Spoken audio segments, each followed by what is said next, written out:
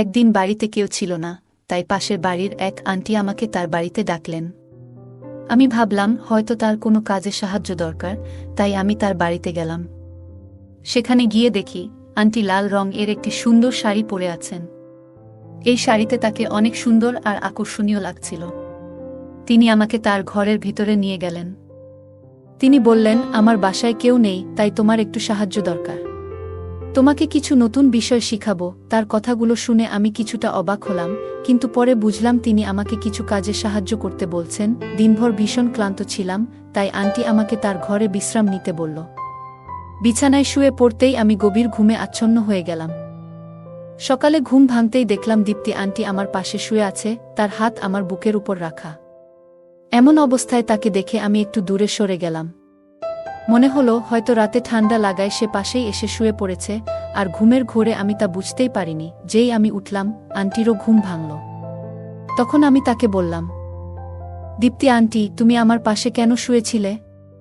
দীপ্তি aunty জবাব দিল, আমি আসলে বাইরে সোফায় শুয়েছিলাম, কিন্তু রাতে খুব ঠান্ডা লাগছিল, তাই তোমার পাশে এসে শুয়ে পড়েছি। এই বলে আন্টি আমাকে, আমাদের নতুন বাড়ির নির্মাণ প্রায় শেষ হয়ে আসছিল, তাই আমি প্রায়ই সেটি দেখতে যেতাম। নতুন বাড়িটি আমাদের মূল বাড়ি থেকে প্রায় 15 কিলো দূরে ছিল। একদিন সেখানে কাজ দেখতে গিয়েছিলাম, তখন পাশের বাড়ির একজন আন্টি প্রায়ই আমাকে চা বা পানি খাওয়ার জন্য ডাকতেন। তার এই আন্তরিক আমন্ত্রণে একদিন আমি তার বাড়িতে গেলাম। সেই দিন তিনি আমার সাথে অনেক কথা বললেন এবং কিছু নতুন বিষয় আমার সাথে শেয়ার করলেন। পাশের বাড়ির আন্টি বেশ আত্মবিশ্বাসী ভঙ্গিতে কথা বলছিলেন এবং তার শাড়ি কিছুটা ভিন্নভাবে পরা ছিল। বাড়িতে ঢোকার পর তিনি আমাকে চা খাওয়ার জন্য জিজ্ঞেস করলেন। আমি বললাম, আমি চা খাই না, কিন্তু তিনি জোর দিয়েই চা বানিয়ে দিলেন। যখন তিনি আমাকে চা দিলেন, তখন তার হাত আমার হাতে হালকা করে স্পর্শ করল। সেই মুহূর্তে আমি কিছুটা অদ্ভুত কিছু অনুভব করলাম, তবে আমি তখনও বিষয়টিকে মজা হিসেবেই নিয়েছিলাম। এরপর তিনি বললেন, আজ তুমি ঠিক সময়ে এসেছ। বাসায় কেউ নেই, আমার একটু সাহায্য দরকার। আমি ভাবলাম হয়তো কোনো কাজের সহায়তা দরকার, কিন্তু পরে তিনি আমাকে তার ঘরের দিকে নিয়ে গেলেন। আমি কখনো ভাবিনি যে সেদিন এমন কিছু ঘটতে পারে। বন্ধুরা, আজকের গল্পটা অনেক বেশি স্পেশাল, তাই সবাই রেডি হয়ে যাও, কেউ মিস করো না। আর দয়া করে গল্পগুলো ভালো লাগলে ভিডিওটি লাইক, শেয়ার এবং চ্যানেলটি সাবস্ক্রাইব করো প্লিজ। আমি অরিন্দম, বয়স 22 বছর। আমাদের পরিবারের আর্থিক অবস্থা খুব ভালো ছিল না, তবে কঠোর পরিশ্রম করে আমি বেশ কিছু টাকা সঞ্চয় করতে পেরেছিলাম। আমার স্বপ্ন ছিল বাবা মাকে ছোট বাড়ি থেকে বের করে বড় একটি বাড়িতে নিয়ে আসার। আমাদের নতুন বাড়ির নির্মাণ প্রায় শেষ হয়ে আসছিল, তাই আমি প্রায়ই সেখানে যেতাম। একদিন আমি লক্ষ্য করলাম সামনের বাড়ির একজন 32 বছরের মহিলা আমাকে দেখছেন। আমি আমার কাজে ব্যস্ত থাকতাম, তবে যখনই তাকাতাম দেখতাম তিনি আমাকে গভীরভাবে দেখছেন। একদিন তিনি হাতের ইশারায় আমাকে ডাকলেন। আমি তার কাছে গেলে তিনি হেসে বললেন, কি, নতুন বাড়িতে কবে উঠছ? তোমাদের বাড়ির কাজ কবে শেষ হবে? এভাবে আমাদের আলাপ শুরু হলো। তার নাম ছিল দীপ্তি। আমি প্রথমে তাকে আন্টি বলে সম্বোধন করেছিলাম। দীপ্তি আন্টি আমাকে প্রায়ই দেখতেন। তার বাড়ি আমাদের নতুন বাড়ির সামনেই ছিল, তবে খুবই সাধারণ একটা বাড়ি ছিল। তিনি সাধারণ জীবনযাপন করতেন এবং সবসময় শাড়ি পরতেন, যা তাকে আরও আকর্ষণীয় করে তুলত। যেহেতু কিছুদিন পর আমরাও ওই এলাকায় বসবাস করব, তাই মাঝে মধ্যে তার সাথে কথা হতো, তবে এর বেশি কিছুতে আমার আগ্রহ ছিল না। আমি 22 বছর বয়সী একজন তরুণ, আর দীপ্তি একজন 32 বছরের মহিলা। একদিন যখন আমাদের নতুন বাড়ির নির্মাণ কাজ চলছিল, আমি সেখানেই একটি চেয়ারে বসেছিলাম। ঠিক তখনই দীপ্তি আন্টি সন্ধ্যায় আমার জন্য 1 কাপ চা নিয়ে আসলেন। তিনি বললেন, সকালে থেকে দেখছি তুমি খুব মনোযোগ দিয়ে তোমার বাড়ির কাজ দেখছ। দীপ্তি আন্টির এই আন্তরিক আচরণে আমি মুগ্ধ হলাম, কারণ এমন ভালো প্রতিবেশী আমাদেরও প্রয়োজন ছিল। তার কথাবার্তা অনেক সুন্দর ছিল। আমার বাবা মা অনেক কঠিন সময় পার করেছেন এবং অনেক পরিশ্রম করে আমাকে পড়াশোনা করিয়েছেন। আমাদের পরিবারে আমি, আমার বাবা মা এবং আমার 15 বছর বয়সী ছোট ভাই ছিল। সম্প্রতি আমি আমার ছোট ভাইকে অন্য শহরের একটি কলেজে ভর্তি করিয়েছি এবং সে এখন সেখানে পড়াশোনা করছে। নতুন বাড়ির নির্মাণের বিষয়ে বাড়ির কারোই সঠিক ধারণা ছিল না। আমার পড়াশোনা শেষ হওয়ার পরপরই আমি একটি চাকরি শুরু করি। কিছু মাস চাকরি করার পর আমি নিজের ব্যবসা শুরু করি। অল্প সময়েই সেই ব্যবসায় ভালো লাভ হয়, যার কারণে আমি আজ এই বাড়িটি নির্মাণ করাতে সক্ষম হয়েছি। আমি আমার বাবা মায়ের জন্য খুবই খুশি ছিলাম, কারণ তারা অনেক কিছু সহ্য করেছেন আর আমার ভাইও ভালোভাবে পড়াশোনা করছিল। মাঝে মধ্যে আমি তার হোস্টেলে গিয়ে দেখা করতাম। একদিন আমি বাড়ির নির্মাণ কাজ দেখতে গেলাম, যাতে সব ঠিকঠাক চলছে কিনা তা নিশ্চিত করতে পারি। আমি যখন আমাদের নতুন বাড়ির নির্মাণ কাজ দেখতে গেলাম, তখন বুঝলাম কিছু জিনিস যা আমি বিদেশ থেকে অর্ডার করেছিলাম সেগুলো আসতে দেরি হচ্ছে, তাই বাড়ির কাজ শেষ হতে আরও কিছুটা সময় লাগবে। কাজের পরিস্থিতি দেখে আমি বাড়ি ফিরে যাওয়ার জন্য প্রস্তুতি নিচ্ছিলাম। তখন হঠাৎ লক্ষ্য করলাম আন্টি তার বাড়ির দরজায় দাঁড়িয়ে আমাকে দেখছেন। জানি না কেন তিনি সবসময় আমার দিকে অপলক দৃষ্টিতে তাকিয়ে থাকেন। যখন আমার চোখ তার দিকে পড়ল, তার দৃষ্টিতে যেন কিছুটা ভিন্নতা অনুভব করলাম। তার চেহারায় এমন কিছু ছিল যা আমার কাছে নতুন লাগছিল, কারণ আগে তাকে এমনভাবে দেখিনি। সে আমাকে হাত নাড়িয়ে ইশারা করল, আমিও তাকে হাত নাড়িয়ে সাড়া দিলাম এবং সেখান থেকে বেরিয়ে এলাম। দীপতি আন্টির এই আচরণে আমি কিছুটা অবাক হলাম, কারণ আমাদের মধ্যে খুব বেশি আলাপ পরিচয় ছিল না, তবুও তিনি এমনভাবে আচরণ করছিলেন যা আমার কাছে কিছুটা অদ্ভুত লাগছিল। মনে হচ্ছিল তিনি আমাকে অনেক আগে থেকেই চিনেন।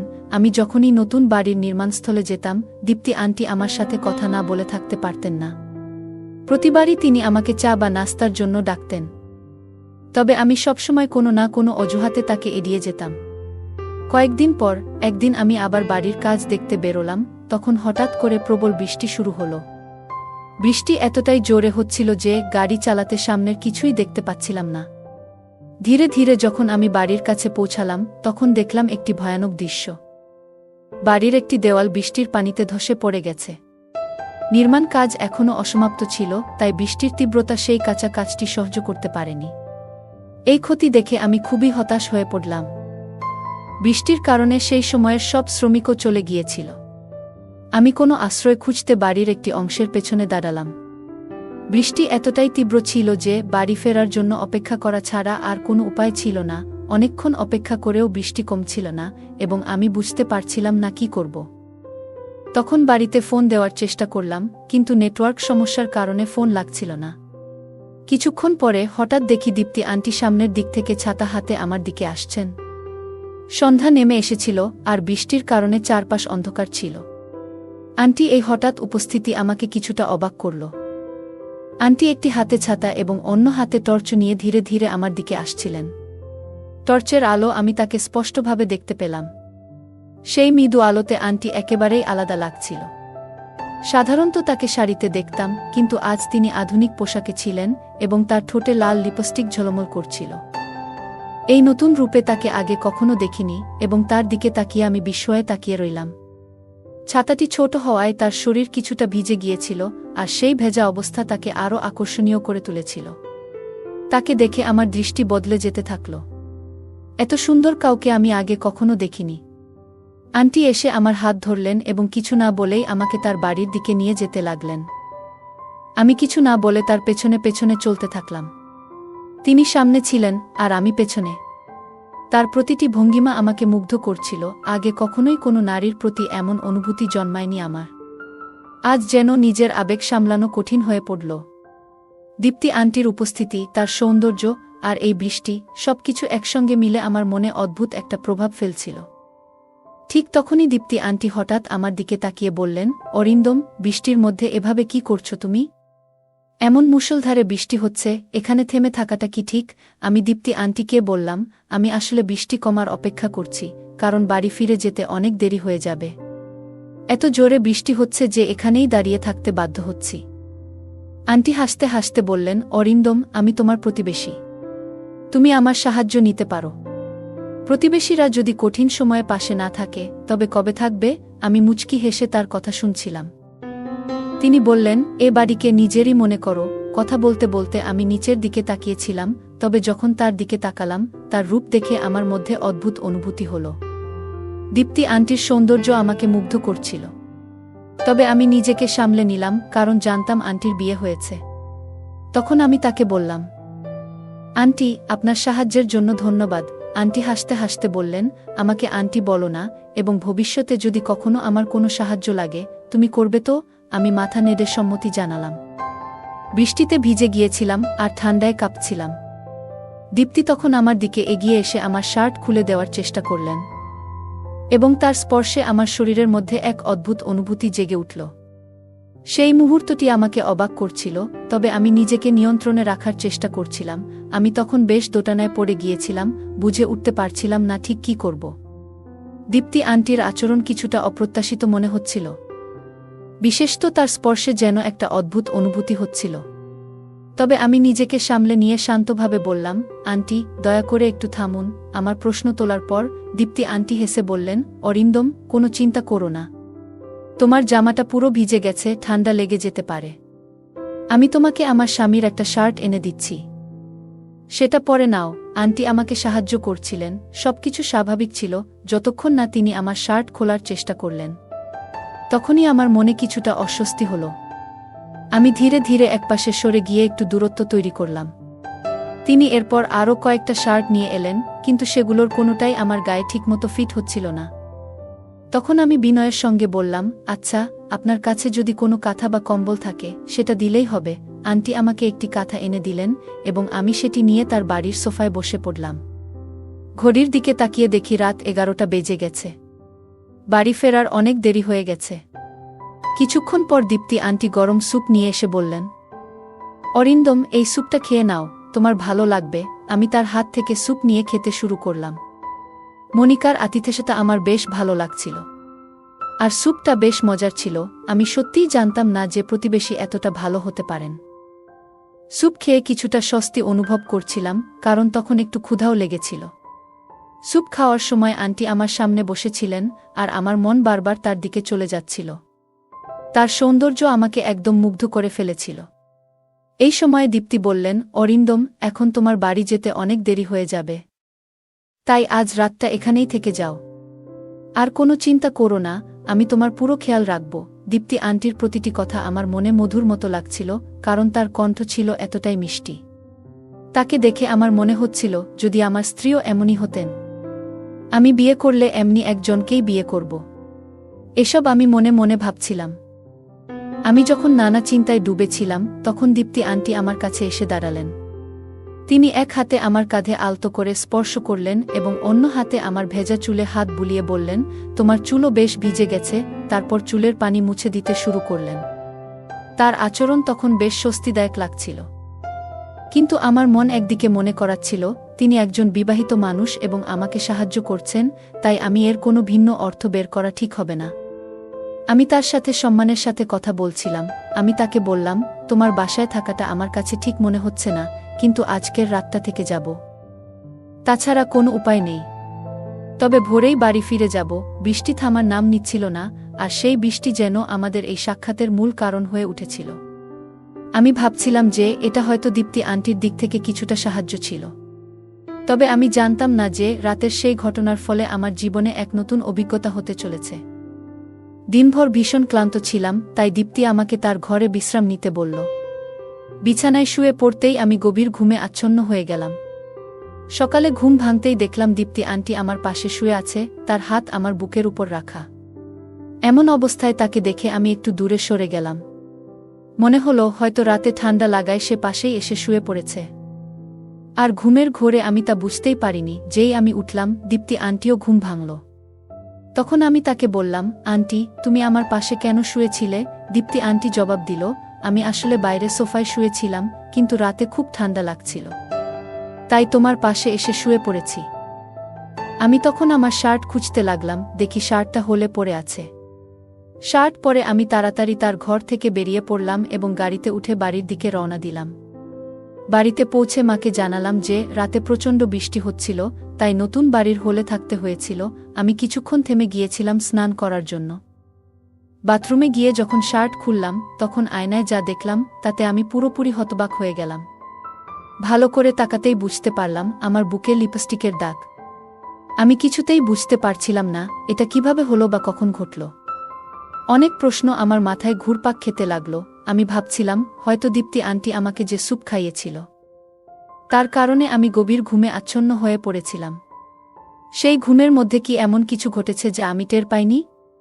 রাতের সেই পরিবেশ কিছুটা উত্তেজনাপূর্ণ ছিল, তবে দীপতি বিবাহিত, তাই আমি নিজের মনকে নিয়ন্ত্রণে রেখেছিলাম। কিন্তু যে ঘটনা ঘটেছিল তা থেকে বোঝা যাচ্ছিল হয়তো দীপ্তি আন্টি মনেও একই ধরনের চিন্তা ছিল। তিনি হয়তো আমাকে নিয়ে ভাবতেন। সেই দিন আমার সব কাজ শেষ করলাম, কিন্তু সারাদিন ধরে দীপ্তি আন্টির কথা, আগের রাতের স্মৃতি বারবার মাথায় ঘুরতে লাগল। তার আচরণও কিছুটা রহস্যময় ছিল, যেন সে কিছু বলতে চাইছে। আমার মনেও তাকে নিয়ে অনেক কথা জমা হচ্ছিল, কিন্তু আমি কিছু বলতে পারছিলাম না। সেই সুযোগটাই আমি পাচ্ছিলাম না। 2 দিন পর আমি বাড়ির কাজ দেখতে গেলাম। সেখানে গিয়ে দেখলাম মিস্ত্রিরা বাড়ির দেয়ালগুলো আবার ঠিকঠাক করে দিয়েছে। বৃষ্টি 2 দিন ধরেই বন্ধ ছিল। আমি দীপ্তি আন্টির বাড়ির দিকে তাকালাম, কিন্তু বাড়ির দরজা বন্ধ। সাধারণত যখনই আমি সেখানে যেতাম, দীপতি আন্টি আশেপাশে থাকত। আজ তাকে কোথাও দেখা গেল না। চারপাশে তাকালাম, কিন্তু কোনো খোঁজ পেলাম না। শেষে আমি তার বাড়ির দরজার কাছে গেলাম। তখন তাকে দেখার জন্য একটা অস্থিরতা কাজ করছিল। তার বাড়ির কাছে পৌঁছাতেই ভেতর থেকে কিছু পুরুষদের কথা শোনার মতো লাগল। আমার মনে হলো হয়তো অতিথিরা এসেছে। তাই আমি ফিরে যাওয়াই ভালো মনে করলাম। আমার মন যদিও অস্থির হয়েছিল, কারণ সেই দিনের পরে আন্টি দেখার আকাঙ্ক্ষা আরও বেড়ে গিয়েছিল। সারাদিন অপেক্ষা করলাম, কিন্তু দীপ্তি আন্টি আর বের হলো না। সন্ধ্যার দিকে বাড়ি ফেরার পথে আমি আমার ভাই এর সঙ্গে দেখা করলাম। তাকে দেখে আমি অবাক হলাম, কারণ এ সময় তাকে এখানে দেখার কথা নয়। আমি গাড়ি থামিয়ে তার দিকে গেলাম। ভাই কিছুটা ভীত দেখাচ্ছিল। আমি জিজ্ঞাসা করলাম, তুমি এখানে কি করছো? তোমার তো এই সময় হোস্টেলে থাকার কথা ছিল, আর তুমি এখানে এসেছো সেটা বলেওনি। ভাই উত্তর দিল, ভাইয়া, সব বলবো, কিন্তু আগে বাড়ি চলো। আমি অনেক দিন ধরে মায়ের হাতে রান্না করা খাবার খাইনি। তার কথা শুনে আমি তাকে গাড়িতে তুললাম এবং বাড়ি ফিরে গেলাম। সে খাবার খেলো এবং তাড়াতাড়ি ঘুমিয়ে পড়ল। কিন্তু সেই রাতেও আমার ঘুম আসছিল না। বারবার ঘুমের মধ্যে অস্থির হয়ে পড়ছিলাম। আন্টির কথা বারবার মনে হচ্ছিল। রাতের একসময় হঠাৎ করে ভাই ঘুমের মধ্যে উঠে কোথাও যাচ্ছিল। আমি তাকে ডাকার চেষ্টা করলাম, কিন্তু সে আমার দিকে ফিরেও তাকালো না। বুঝলাম সে ঘুমের মধ্যে হাঁটছে। আমি তাড়াতাড়ি তাকে ধরে নিয়ে এসে শুইয়ে দিলাম। পরের দিন আমি মনে মনে সিদ্ধান্ত নিলাম যে আজ দীপ্তি আন্টির সঙ্গে দেখা করতেই হবে। তাকে না দেখলে আমার অস্থিরতা কাটছিল না। আমি আবারও সেই বাড়ির কাজে দেখতে গেলাম। কাজ কতটা এগিয়েছে তা দেখছিলাম। হঠাৎ করে দীপ্তি আন্টি এসে হাজির হল। আজ সে সাধারণ একটি শাড়ি পরেছিল, কিন্তু তাকে দেখে আমার মনে পড়ল আগের রাতের সেই স্মৃতি। শাড়িতে আজ আন্টিকে অসাধারণ লাগছিল। তার প্রতি আমার মুগ্ধতা বাড়ছিল। মনে মনে আমি তার ভাবনায় ডুবে যাচ্ছিলাম। ঠিক তখনই দীপ্তি আন্টি কথা বলতে শুরু করল, অরিন্দম, তোমার একটু সাহায্য চাই। তুমি কি আমার সঙ্গে যাবে? তার সাহায্যের কথায় আমি কিছু না ভেবেই রাজি হয়ে গেলাম। দীপ্তি আন্টি বলল, আমাদের বাইরে যেতে হবে। আমরা আমার স্কুটিতে যাব। আমি একটু প্রস্তুত হয়ে নিচ্ছি। কিছুক্ষণ পর সে ফিরে এলো, সম্পূর্ণ প্রস্তুত হয়ে, এবং তাকে দেখে আমি চোখ ফেরাতে পারছিলাম না। তাকে আজ মনে হচ্ছিল আরও সুন্দর লাগছে তাকে। আমরা স্কুটিতে চড়ে রওনা হলাম এবং কিছু সময় পরে একটি পুরনো বাড়ির কাছে পৌঁছালাম। বাড়িটা বেশ বড় ছিল। আমি জিজ্ঞাসা করলাম, দীপতি আন্টি, তুমি আমাকে কোথায় নিয়ে এসেছ? সে বলল, আমার বাড়ির আশেপাশে কিছুটা সম্মান আছে, তাই তোমাকে এখানে নিয়ে এসেছি। এখানে আমার এক বন্ধুর ঘর আছে। আমরা সেই বন্ধুর ঘরে পৌঁছালাম। আমার মনে একটা চিন্তা ঘুরছিল, হয়তো আজ আমার মনের ইচ্ছাগুলো পূরণ হতে চলেছে। এই ভাবনায় আমি তার পিছু পিছু চললাম। স্কুটি থেকে নেমে আন্টি আমাকে নিয়ে বাড়ির এক কোণের ছোট্ট ঘরে গেল। ঘরে ঢুকে দেখলাম সেখানে একটা বিছানা আর পাশে একটি পানির কলস রাখা ছিল। দীপতি আন্টি বিছানায় বসে পড়ল। ঘরটা ছিল শান্ত আর খানিকটা অন্ধকারাচ্ছন্ন, তবে আমার মন সম্পূর্ণ অন্য কিছুতে নিবদ্ধ ছিল। আমি বিছানায় বসেছিলাম।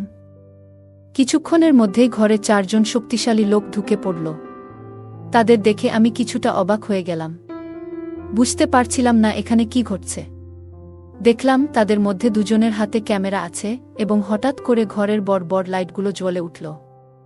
আমি দীপ্তি আন্টিকে জিজ্ঞাসা করলাম, দীপ্তি আন্টি, এটা কি হচ্ছে? কিন্তু সে কোনো কথা বলার জন্য প্রস্তুত ছিল না। মুখে স্কার্ফ বাঁধা ছিল তার। আমি তার কাছে জানতে চাইতেই একটি ভারী মহিলার প্রবেশ হলো ঘরে। সে এসে আমার পাশে বসল। একদিকে ছিল আন্টি আর অন্যদিকে সেই মহিলা। আমি জোরে চিৎকার করে বললাম, এখানে কি চলছে? তখন সেই 4 জনের একজন বলল, তুমি যতই চিৎকার করো, এই ঘর থেকে কোনো শব্দ বাইরে যাবে না। এটা শুনেই আমি বুঝতে পারলাম আমার সঙ্গে কিছু ভয়ঙ্কর কিছু ঘটতে চলেছে। তখনই তাদের একজন একটি বড় ছুরি বের করল এবং তা আমার দিকে এগিয়ে ধরল। আমি প্রচণ্ড ভয়ে কাঁপতে লাগলাম। সে বলল, এখন তোমাকে আমাদের নির্দেশ মতো কাজ করতে হবে, না হলে তোমার জীবন বিপন্ন হবে। আমি ভয়ে দিশেহারা হয়ে পড়েছিলাম। তখনই বুঝলাম আমি এক ভুল জায়গায় এসে পড়েছি এবং দীপ্তি আন্টির উপর ভরসা করে আমি নিজেকে একটি ভয়াবহ পরিস্থিতিতে ফেলে দিয়েছি। আমি বুঝতে পারছিলাম যে দীপ্তি আন্টির প্রকৃত অভিপ্রায় অন্য কিছু। সেই মহিলা এবং আন্টি আমার সাথে অদ্ভুত আচরণ করতে লাগলেন, আর ক্যামেরা হাতে থাকা লোকগুলো সেই মুহূর্তগুলো বন্দি করতে শুরু করল। তখনই আমার মনে হলো আমি একটা ফাঁদে আটকে গেছি। ঠিক সেই মুহূর্তে কেউ বাইরে থেকে দরজায় জোরে ধাক্কা দিল। দরজা খোলেনি, তাই সেটি ভেঙে ফেলা হলো। পুলিশ ঘরে ঢুকতেই দীপ্তি আন্টি ভয়ে থরথর করতে লাগল। পুলিশ এসে সেই লোকগুলোকে গ্রেপ্তার করল। তারা আসলে একটি চক্রের সদস্য ছিল, যারা নারীদের ফাঁদে ফেলে তরুণদের থেকে অর্থ আদায় করত। দীপ্তি আন্টি আগেও এমন অনেক কাজ করেছে, আর আমার ছোট ভাই ও এই প্রতারণার শিকার হয়েছিল। এই কারণেই আমরা দীপ্তি আন্টিকে ধরার জন্য পরিকল্পনা করেছিলাম। আমার ভাই আমাকে সবকিছু খুলে বলেছিল, কিভাবে আন্টি তাকে ফাঁদে ফেলেছিল। সে হোস্টেল থেকে ফেরার পথে দীপ্তি আন্টির সঙ্গে পরিচিত হয়েছিল এবং ধীরে ধীরে প্রতারণার শিকার হয়। আসলে দীপ্তি আন্টির আসল নাম দীপ্তি নয়। সে এবং তার দল যুবকদের ফাঁদে ফেলে তাদের কাছ থেকে টাকা আদায় করত। আমি পুরো বিষয়টি পুলিশকে জানাই এবং পুলিশ আমাদের সাহায্যে এই চক্রটিকে ধরার জন্য একটি পরিকল্পনা তৈরি করে। দীপ্তি আমার ভাই এর সঙ্গেও এমন একটি ভিডিও ধারণ করেছিল এবং তার কাছ থেকে প্রচুর টাকা দাবি করেছিল। আমার ভাই কিছু টাকা দিয়েছিল, কিন্তু তারা তাতে সন্তুষ্ট হয়নি। তারা আমার ভাইকে ব্ল্যাকমেইল করতে থাকে এবং আরও অর্থ আদায়ের চেষ্টা করছিল। আমার ভাই এ ঘটনা আমাকে গভীরভাবে নাড়া দিয়েছিল। রাতের বেলা যখন আমি আমার ভাইকে বাড়িতে নিয়ে এসেছিলাম, তখন দেখলাম সে এক কোণে বসে কাঁদছে। আমি তাকে সান্ত্বনা দিয়ে সব কথা জিজ্ঞাসা করলাম। অনেক সাহস সঞ্চয় করে সে আমাকে পুরো ঘটনা জানালো। তার সেই সাহসের কারণেই আমি দীপ্তি এই প্রতারণামূলক চক্রের পর্দা ফাঁস করতে পেরেছিলাম। আমাদের বাড়ির সামনে যে বাড়িটা দীপ্তি ভাড়া নিয়েছিল, সেটাও সে ভুয়া পরিচয় ব্যবহার করে ভাড়া নিয়েছিল। আমার ভাই এই ঘটনাটি তার জীবনে বড়সড় মানসিক আঘাত হেনেছে, যার জন্য সে ডিপ্রেশনে চলে গিয়েছিল। তাকে সুস্থ করতে অনেক সময় লেগেছিল। দীপতি এবং তার চক্রকে আমি আইনের আওতায় এনে ভালোভাবে শাস্তি দিতে পেরেছিলাম। সময়মতো সত্যটা জানতে পারায় আমি আমার ভাইকে এই ভয়ঙ্কর পরিস্থিতি থেকে উদ্ধার করতে সক্ষম হয়েছিলাম। নইলে তার জীবনে কি ঘটতে পারত তা ভাবতেই ভয় লাগে। দীপ্তির এই চক্র সম্পর্কে জানার পর আরও অনেক তরুণ এগিয়ে এসে তাদের অভিজ্ঞতা শেয়ার করেছিল। অনেকেই এই ধরনের প্রতারণার শিকার হয়েছিল। বন্ধুরা, মনে রাখবেন, কারো মিষ্টি কথায় সহজেই বিশ্বাস করবেন না। অজানা লোকের উপর তাড়াতাড়ি বিশ্বাস করা বিপজ্জনক হতে পারে। আপনার সরলতার সুযোগ নিতে কিছু লোক সর্বদা প্রস্তুত থাকে। তাই সজাগ থাকুন, যাতে আপনার জীবনে অরিন্দমের মতো পরিস্থিতি না আসে। বন্ধুরা, যদি এই গল্পটি ভালো লেগে থাকে, তাহলে দয়া করে ভিডিওটি লাইক করুন এবং আমাদের চ্যানেলটি সাবস্ক্রাইব করুন। পাশে থাকা বেল আইকনটি প্রেস করুন, যাতে করে আমরা যখনই নতুন ভিডিও আপলোড করি, তার নোটিফিকেশন সবার আগে আপনার কাছে পৌঁছে যায়। ধন্যবাদ। দেখা হবে আমাদের পরবর্তী ভিডিওতে।